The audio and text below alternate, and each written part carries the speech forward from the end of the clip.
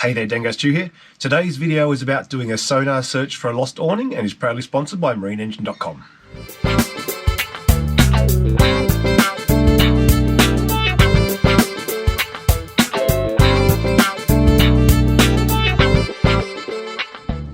Before you panic, it's not my new awning, it was actually Dave's awning off Cavalier.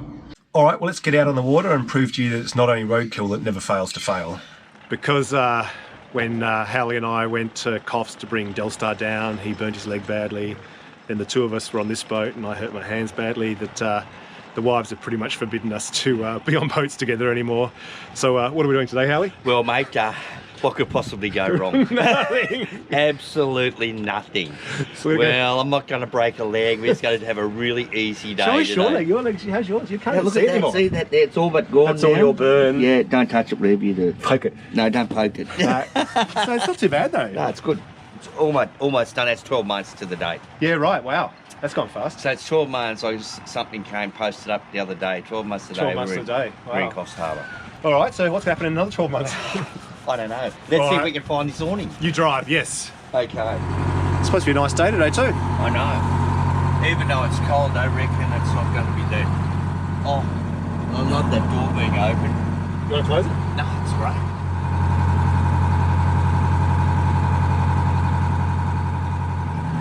So this awning, Hallie, had canvas on it though, didn't it? Canvas on it, and it's a stainless steel structure. It's about, well, it's the width of the boat. Yep. Yeah. And it would be about 2 meters long, maybe 2.5 meters long. So I wonder if it sank or whether the canvas meant the current really took it, the tide took it. You know, like it was blowing that hard, and it bent the rail as it came off. So I'm assuming it took off like an umbrella. Yeah. Maybe rolled across the top of the water. Okay. So we would have been pulled back from that, looking straight to Wappy. Straight to Wappy, right. So if we do a run towards Delstar for now. No, this side. It'll be between us. And Shark Raider. No, us and Sea Whisperer. Oh, because it was a southerly, of course. Yes. Yes. All right. Fair enough. Dave's just noticed Delstar's sitting a bit down in the bow, so we're going to go and pump it out. Oh, the bloody, Dave. That's because there's no, just pop up and I'll put it full on the,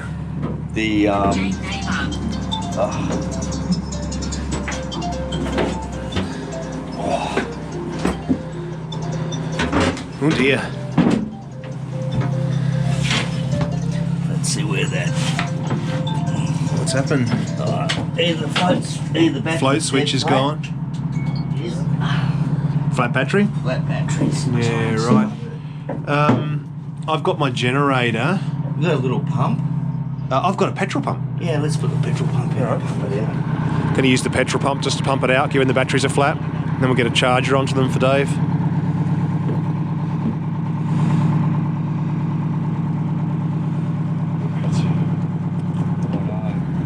Have you got enough, or you want to go on top of the engine hatch? See what happens. I might.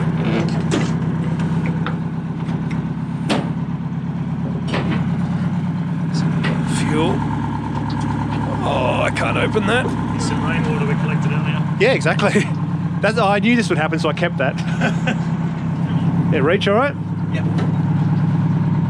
So we want to get the motor started first and then prime it? Or? No, fill it and then... Pull it up. Yeah, just have a look how much fuel's in it, Hallie.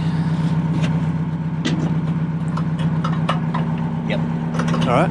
Yeah. good. Okie dokie.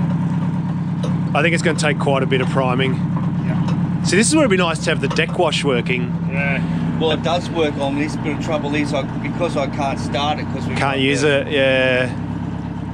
A viewer, Jack, gave me a freshwater pump and tank combo. Be perfect for this. Yeah, do we leave this on? You leave Choke. Choke's on. Yep. So no, this is an outlet. Up, it's going to run out of water.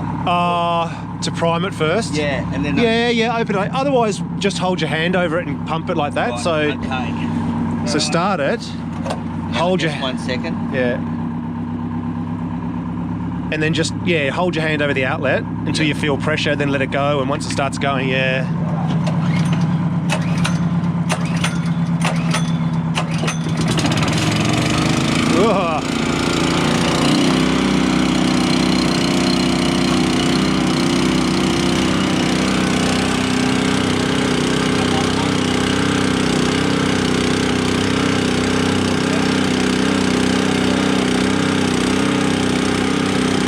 pour water in the top while he's coming. Nice.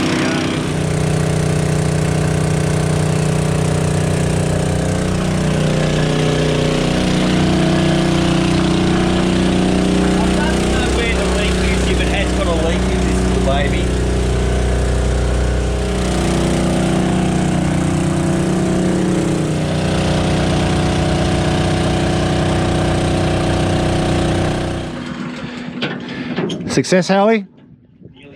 Nice. Just trying to find some shackles to rig up our grapple and float. Actually, maybe it depends. If we use one of these thimbles, if we splice a thimble on, will that go on with the?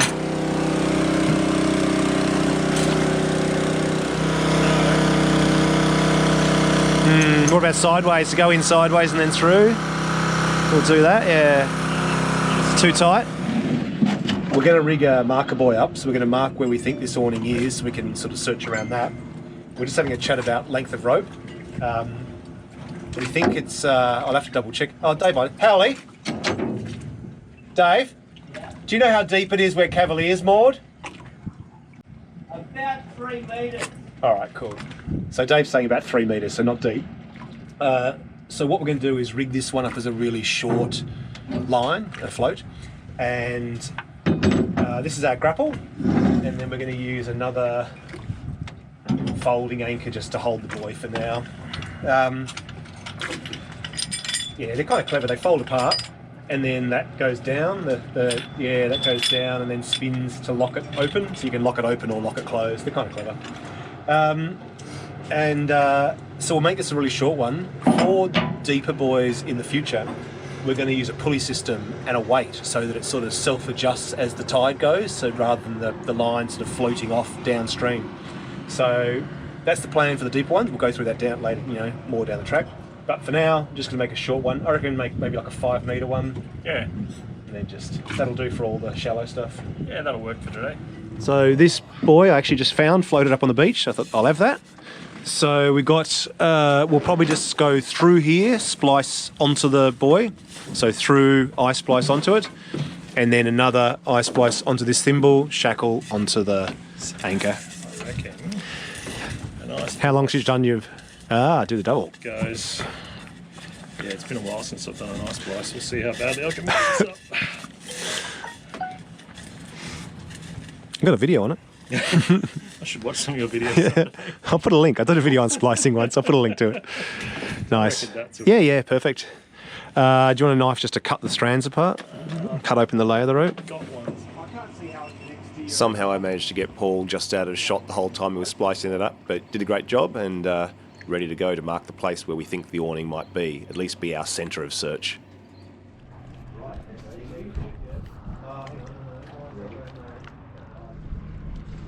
Fog's almost all gone now.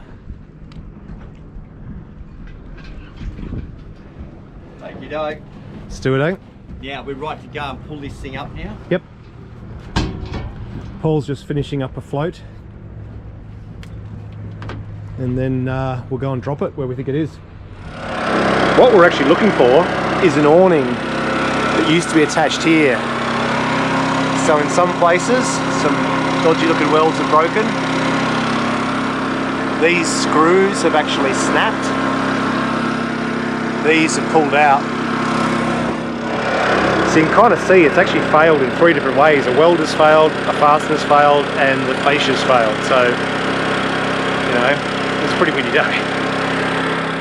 I think there's a pretty small chance this is going to be the awning we're looking for, but we'll have a look, it's worth a shot. Our original plan was to go diving, actually on a different job, but we thought we could dive this one too.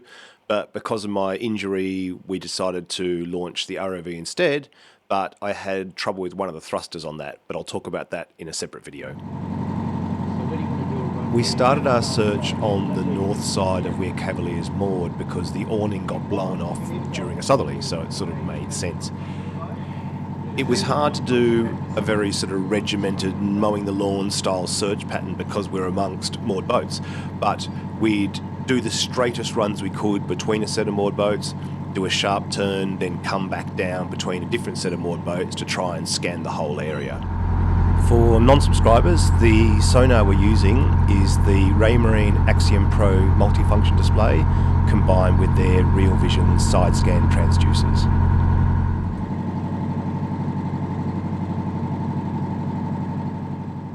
The way you interpret these side scan sonar images is that the top of the screen is like the latest image, so that very top row is level with the transducers in the hull. So if you see something appear there, you can pretty much look out the wheelhouse window directly to your side, and that's pretty much where that object is relative to the boat. Now, the black section in the centre is the water column. It's the depth of water. You can see at the top there's a scale. So you can see here we're sitting in 6.6 metres of water.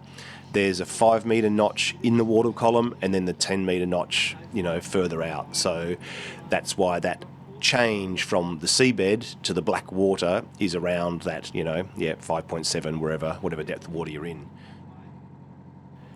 Then, unlike a down vision sonar, instead of just seeing the surface of the seabed, you then actually see the seabed heading off to the port side and the seabed heading off to the starboard side. So you're actually looking across the surface instead of straight down at it.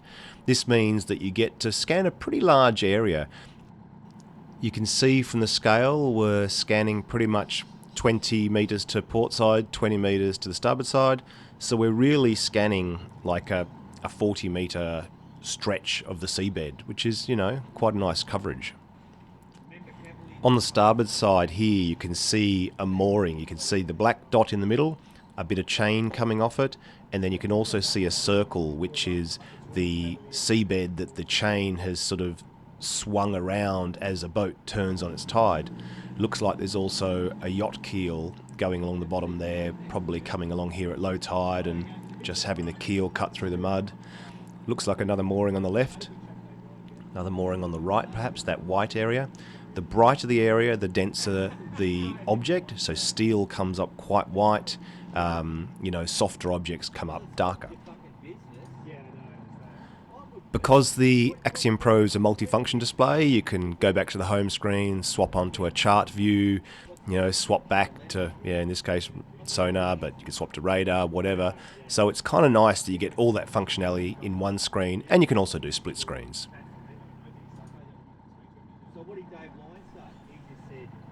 Now, because we didn't actually find Dave's awning, I'll talk more about that at the end of the video. I'll give you a little bit of a flash forward to what is going to become a future video in a lot more detail. And this is a wreck called the Swan that is sunk very close to the island. It's quite a big boat, an old ex-military boat, and we ran over where we were told it was, and yes, you can see it here on the right. So this is the wreck of the Swan sitting in about 13 metres of water.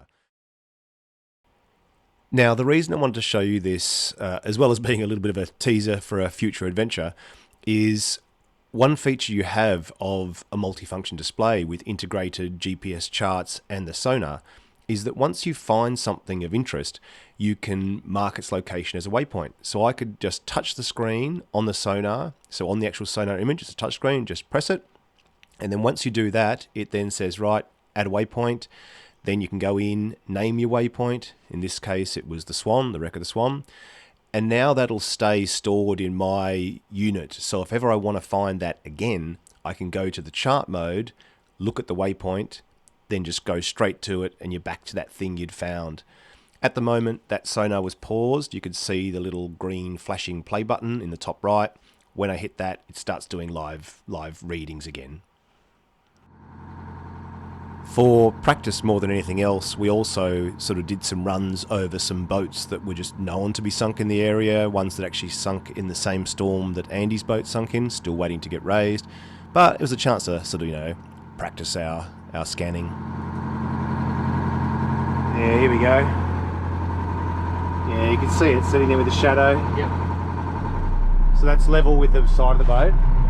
So just give it a bit of a stern. See what we see. Be interesting to have something like that where you also attach the light. Yeah, okay, on the bottom. On the bottom, yeah. Yeah, once the weight's on the bottom, then... At least that'll keep it mildly out of the silt. Yeah, exactly. The camera's up afoot. Because of our problems with the Gladius Mini, we made our own little homemade ROV and successfully managed to capture absolutely no images whatsoever of this sunk boat, other than maybe a bit of chain you see here. You can just see the chain faintly. Oh, and some fish. There you go. You know, structure brings fish, so there's proof of that. But yeah, you know, it's totally hit and miss doing this. But I've ordered the new thruster for the ROV. You can order as a part, $20, $25, so really cheap fix, and I'll do a video on fixing that up as well. So despite being a day of some pretty next level fail, we you know, we got out there, and I think we just learned a bit more about the gear we've had, realised we needed to do a bit of maintenance. So I think just getting the ball rolling with the searching was great, even if we didn't succeed in anything we set out to do. But, you know, early days. Get my hands working again, get the ROV working, get back in the water doing the diving directly. Despite the lack of success, it was definitely a good day of learning. And one thing I learnt was that the transducers, particularly on the Sonar, draw quite a bit of power. At one point, I was rafted up to Cavalier with the engine switched off and really ran the batteries down. I jumped in the wheelhouse and the Balmar battery monitor was saying I had 1% in my house bank. Starting bank was fine, obviously, so we started the engine up and went for a run to recharge the house batteries. They need power in them to stay healthy, and as they say, batteries don't die, they're murdered.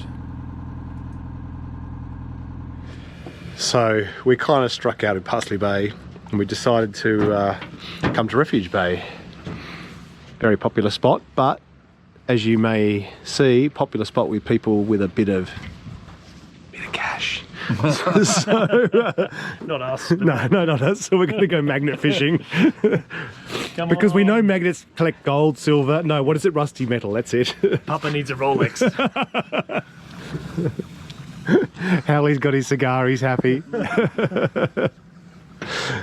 It's all class. Well, they smoke the only cigar. What could possibly go wrong? I love the fact that we were supposed to go diving, then I hurt my hands, no diving. Gonna use the ROV, that didn't work. Made our ROV, that didn't work. Now we're down to magnet fishing. Some days you just need to have a beer and go back. Some days you just think... Do you remember the number for that truck driving school? I think it was Truckmaster. Truckmasters, that's it. Well, thanks for watching. Also, before I forget, just want to say huge thanks to everyone who made some donations to the work that's going to happen to Renko over the next couple of weeks with professional help.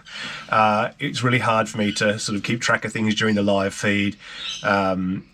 And sort of reply to everyone personally or whatever, but I really, really appreciate it. And it's all going to go straight towards Back to Coast Marine, where they've got a really good sort of fabricator welder guy who's going to help us get the awning up and the anchor winch on. Going back to the vids, Paul didn't find anything with his magnet either, just to complete the 100% failure rate. But it brings me to a few points about searching for stuff. And this is the kind of the research phase. Really, we just wanted to go for a run to charge the batteries, and that was a nice place, so why not throw it overboard while you're there? I do have some really highly likely spots to go with the magnet and have a fish because of the history of those spots, and it's that kind of background information that stops you just, you know, randomly searching a huge body of water on the off chance that you find something. So we'll definitely be doing that in a much more targeted way in a future video as well. Another thing worth talking about is I've been given a lot of calls to go and find things underwater before, going diving and looking for them. And one thing that's really, really critical to your success of finding it is essentially its size versus its weight. So if you drop a small gold bullion overboard, it's going to go straight down and it's going to stay exactly where it lands. On the other hand, something like the awning that Dave lost had a huge surface area, hence being blown off in the wind. And, you know, it essentially was a thin tubular stainless frame with canvas on it. So the wind may have taken it, you know, 50 meters, 20 meters, whatever, you know. And then when it went in the water, whatever the current was doing would have taken it a long way as well. And when you've got 1 foot, 2 foot of visibility, finding something in an area where the radius could be 200 meters, you know, it's pretty tough, to be honest with you.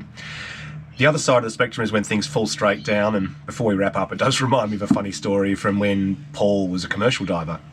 He was at a wharf and a guy lost his Rolex or whatever off the wharf, and he said, look, I was standing here, it went in here, so they dropped the buoy, went in, did a circular search round and round and round, and came back up and said, look, you know, haven't found it yet.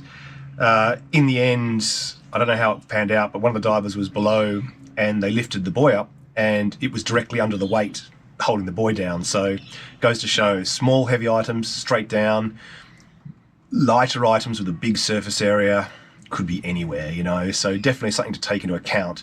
All right, well, take care, thanks for watching, and I'll catch you soon. See you.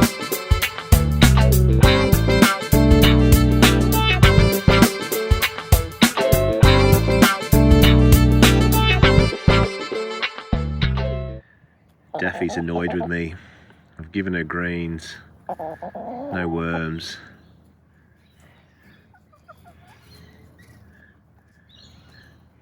I've ran out of worms.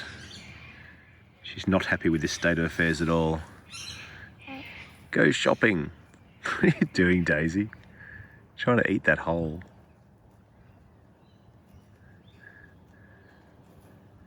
They don't mind greens, you know, they like veggies, but totally second fiddle to meat.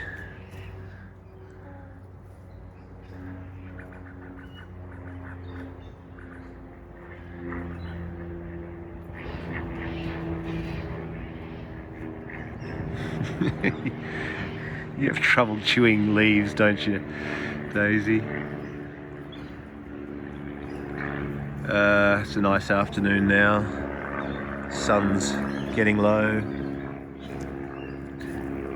I don't have any trouble finding them when they're out here because this is where the last bit of the sun comes in the garden, and now it's winter. They're chasing the sun instead of chasing the shade. It's amazing how similar we all are. Somewhere nice to sit in the sun when it's cold, bit of shade when it's hot, something to eat. We all want the same things.